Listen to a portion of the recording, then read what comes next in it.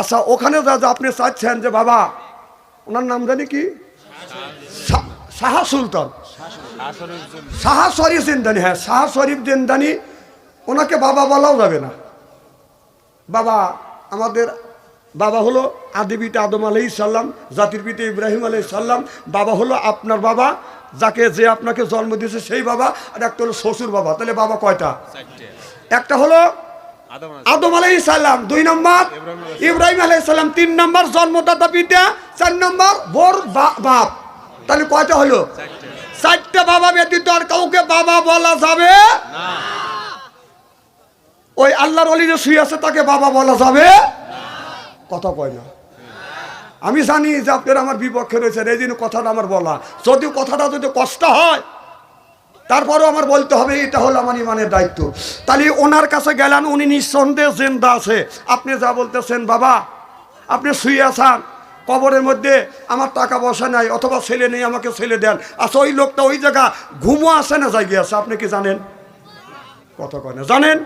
তাহলে উনি যদি ঘুমোয়া থাকে তাহলে কথা বললেন, তাহলে ফায়ার মিস হয়ে গেল। উনি শুনলেও না, আপনাকে বেটাও দিল না, তাহলে আপনি বলবেন যে বাবার কোনো ক্ষমতা নাই। কথা কষ্ট বলতেছি। এই জন্যই বাবা যদি ঘুমা থাকে উনি আরামে ঘুম পাচ্ছে। তুমি যা বললে যে আল্লাহ একটা বেটা দাও, উনি তোমার কথা শুনলো না, বেটাও দিলে না, আর তুমি বললে বাবা মিথ্যা। তাহলে দোষ কল বাবার না, দোষ হলো তোমার। আচ্ছা তুমি যা বলতেছ বাবা আমি ভালোবেসেছি একটা মেয়ে, আমার বাপ মাও রাজি হয় না, মেয়ের বাপ মাও রাজি হয় না, এখন কি করবো? তুমি একটা পরামর্শ দাও। আচ্ছা ওনা কবরের মধ্যে আছে না আল্লাহ উপরে তুলে নিছে, আপনি কি জানেন? যদি আল্লাহ উপরে তুলেই নিয়ে থাকে তাহলে আপনার মনস্কামনা পুরো হলো না। ওই মেয়ে ওই প্রেমিকে আপনি পাইলেন না, আপনি বললেন যে বাবার কাছে গেছিলাম, বাবা কিছুই দিবে ফেললো না, তাহলে বাবাকে আপনি মিথ্যে বললেন, তাহলে দোষ আপনার না বাবার? কথা কয় না, তাহলে নিজের দোষ। এই জন্যই তার কাছে কিছু যায় কিছু চাওয়া যাবে, তবে তার কবর জিয়ারত করাই 1বার না 200 কোটি বার জায়েজ আছে। সুবহানাল্লাহ তো জোরে কর। তা এই জন্য আমি বুঝলাম ওখানে যা মোমবাতি দিবেন না, ওখানে যাওয়া যাবে না, ওখানে সেজদা দেওয়া যাবে না। সেজদার মালিক কে? আল্লাহ। জোরে কোন সুবহানাল্লাহ। আমার ভাইরা, আমার মুসলমান ভাইরা, আল্লাহর হাবিবের পিয়ম্বরদের ভালো করে লক্ষ্য করে শুনুন, আমলে নিয়ত বদন শুনতে হবে। আল্লাহ নবী আখিরি জামানার পয়গম্বর মুহাম্মদুর রাসূলুল্লাহ সাল্লাল্লাহু আলাইহি ওয়াসাল্লাম সাহাবী নিয়ে এইরকম করে বদন আলোচনা করতেছে। করতে আমার নবী বলেন সাহাবীরা রে, দাড়ি পাকা মানুষ, চুল পাকা মানুষ, বুড়া মানুষ আল্লাহর জান্নাতে কোনোদিন যাইতে পারবে না। এবার এই কথা তখন আমার নবী বলেছে, এক বৃদ্ধ সাহাবী দাড়ি পাকা মানুষ বসে বসে কান্দে। আল্লাহ নবী বলে রে সাহাবী কি জন্য তুমি কি কাঁদতেছো? সাহাবী বলে ইয়া রাসূলুল্লাহ, ইয়া হাবিবাল্লাহ, আপনার কথা মিথ্যা হবে না। ও নবীজি আপনি বলেছেন চুল পাকা মানুষ, দাড়ি পাকা মানুষ, বুড়া মানুষ আল্লাহর জান্নাতে যেতে পারবে না। ইয়া রাসূলুল্লাহ, ইয়া হাবিবাল্লাহ, আমি তো বুড়ো হয়ে গেছি, আপনার কথা সত্য, আমি তো জান্নাতে যেতে পারবো না। আল্লাহ নবী বলে সাহাবী রে, আল্লাহ যদি এই মুহূর্তে তোমাকে জান্নাতে দেয়, তুমি কি জান্নাতে যেতে চাও? সাহাবী বলে ইয়া রাসূলুল্লাহ, ইয়া হাবিবাল্লাহ, আল্লাহ যদি জান্নাতে দেয় আমি জান্নাতে যাব। জান্নাতের জন্য তো আমি নামাজ পড়ি, জান্নাতে যাওয়ার জন্য তো আমি রোজা রাখি, জান্নাতে যাওয়ার জন্যই তো আমি জিহাদের ময়দানে যাই, জান্নাতের যাওয়ার জন্যই তো আমি রমজান মাসে রোজা রাখি, আমি জান্নাতে যেতে চাই।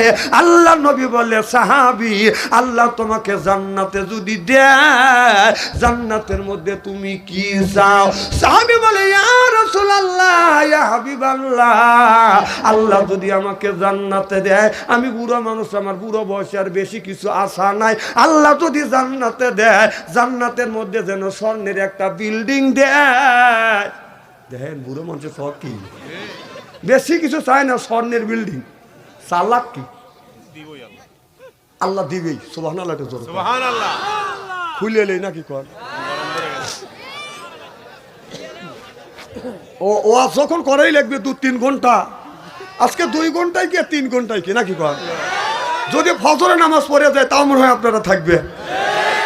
কিছু লোক বুকে থুতু লিখছে না, ইন্নে লিখলে পরে মারহাবা কর।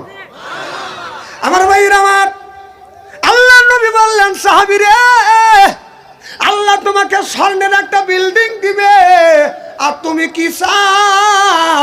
সাহাবী বলে ইয়া রাসূলুল্লাহ, ইয়া হাবিবাল্লাহ, খালি বিল্ডিং দিলে তো হবে না, আমি ওই ঘরের মধ্যে আমি কোথায় যাই আমি শোবার জন্য আল্লাহ যেন একটা হীরা কাঞ্চন মুক্ত দিয়ে যেন একটা খাট দেয়।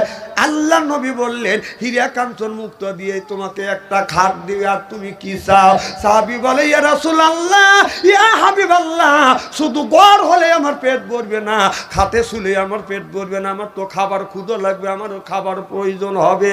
আল্লাহ নবী বলছে ঠিকই বলছো, জান্নাতের মধ্যে মানুষ খাবে। সুবহানাল্লাহ। এর মধ্যে অনেক ফল আছে, ওই তো ফল বাদ দিয়ে অনেক ফল আছে, ওই ফলগুনি রাখিয়া কেন তুমি আঙ্গুর ফলের বাগান চাইলে? আল্লাহর কাছে তুমি কি পেয়ারা ফল চাইলে না? আপেল ফল আছে এটাও কেন চাইলে না? ডালিম ফল আছে এটাও কেন চাইলে না? তুমি কেন আঙ্গুর ফল চাইলে? সাহাবী বলে ইয়া রাসূলুল্লাহ, ইয়া হাবিবাল্লাহ, আমার 32টা দাঁত, একটা দাঁতও নাই গো নবীজি, সব দাঁত গুনি আমার পড়ে গেছে। আল্লাহ যদি আপেল ফলের বাগান দেয়, পেয়ারা ফলের বাগান দেয়, আমি খাইতে পারবো না ও নবীজি। কারণ খাইতে পারবো না, আমার মুখের কোনো আপনার দাঁত নাই, খালি মাছলি আছে। আল্লাহ যদি আঙ্গুর ফলের বাগান দেয়, মুখের মধ্যে নিয়ে আমি ঠাসি দিলে রসে আমার পেটটা ভরিয়া যাবে। চিল্লাকান আল্লাহু আকবার। এই কথা যখন বললেন, এই কথা যখন বললেন, ও বাজান, আমি এই হাদিসটা পড়িয়া মনে মনে চিন্তা করলাম এই বুড়া মানুষটা আঙ্গুর ফল খাবে না, কারণ তার দাঁত নাই। আমি একটু পরীক্ষা করে দেখি।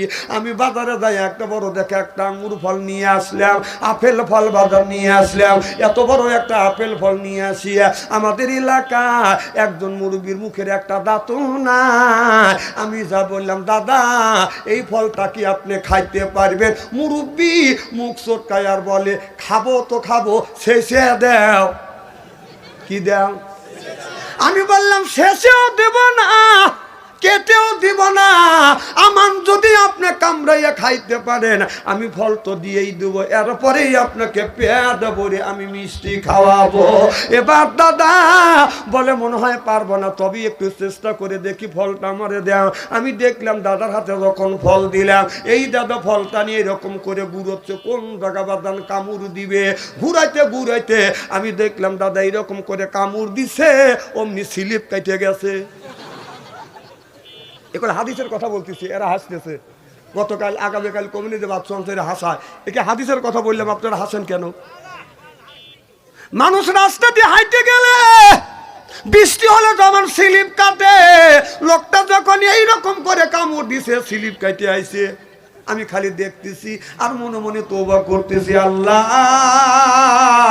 তোমার হাদিসটা তো কোনোদিন মিথ্যা হবে না, আল্লাহ রসুলের হাদিস তো মিথ্যা হবে না। আল্লাহ আমি একটু যাচাই করবার জন্য আমি এই কাজটা করেছি।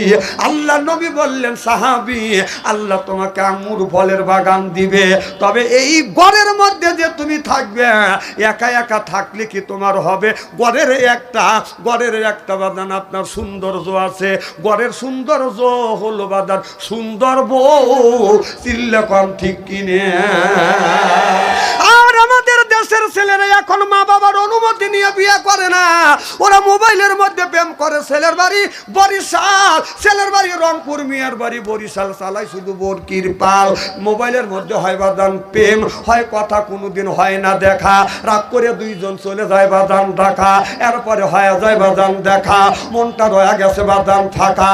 এরপরে কিনে আনে নাকের ফুল, মোল্লা দিয়ে করে কবুল, মাথা হলো লম্বা চুল, ওইটা হলো স্ত্রী, পরনে হলো লাল শাড়ি, ওইটা হলো স্ত্রী, করা যাবে না মারামারি, বলে গেল বাথরুমিয়া আনসারি।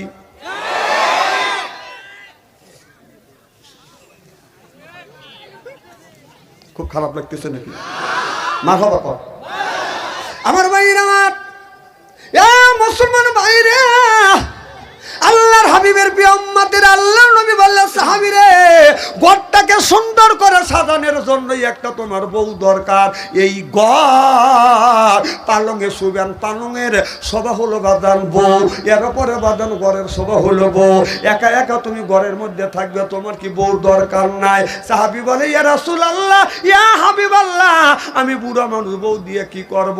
আল্লাহ নবী বললেন এক একটা মানুষকে যখন আল্লাহ জান্নাতে দিবে ৭০ করে বউ দিবে। এক একটা মানুষ যখন জান্নাতে দিবে, জান্নাতে যখন যাবে ৭০ করে বউ দিবে। যেই বইয়ের বয়স হলো ১৬ থেকে ১৭, ১৭ থেকে ১৮, এর চাইতে বড় হবে না, ছোট হবে না।